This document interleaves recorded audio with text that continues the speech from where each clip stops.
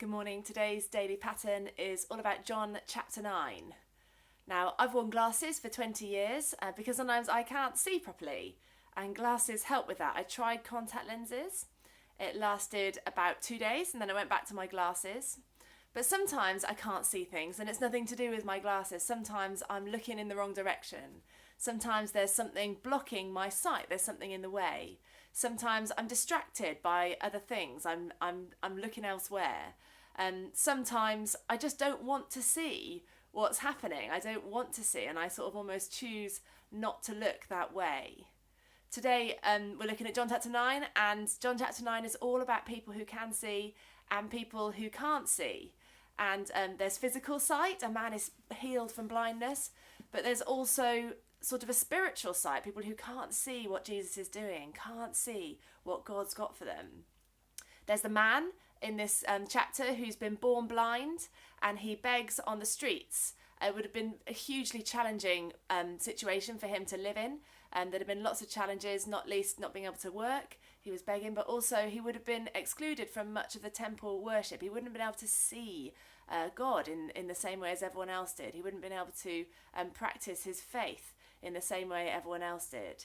And Jesus comes, he rubs mud in his eyes, goes and tells him to wash in the pool of Siloam, and he is healed. Jesus has removed all the barriers from him being able to see physically, but also from being able to see God. He's met with Jesus in that moment. He can see clearly what Jesus has done for him. We then see his friends and neighbours who are confused about who he is. They almost don't recognise him. Some claimed it was the same man. Others says no, he only looks like him. They're not sure what they're seeing. It's been a bit of a change, a bit of a shock for them. His parents are sort of paralysed by fear. They're unable to see the full picture of what Jesus has got for them because they're afraid of the Jewish leaders. And the Jewish leaders themselves are too busy looking at other things. They're very distracted by the fact that Jesus has healed on the Sabbath, by the fact that Jesus has done something that was breaking the law in their eyes. And they cannot see God in Jesus' actions because they're so distracted by that. They're precluded from seeing him. And I wonder what we're missing out on today, what we're not able to see what God's doing. Maybe because we've had a bit of a shock. Maybe because we're fearful about something. Maybe because we're looking at other things. We've got other priorities.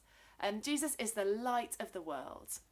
And the great thing about light is that it helps us to see stuff. And Jesus, if we ask him, will help us to see things clearly. We'll be able to see his love and his peace and his joy. We'll be able to see his good news, see his forgiveness.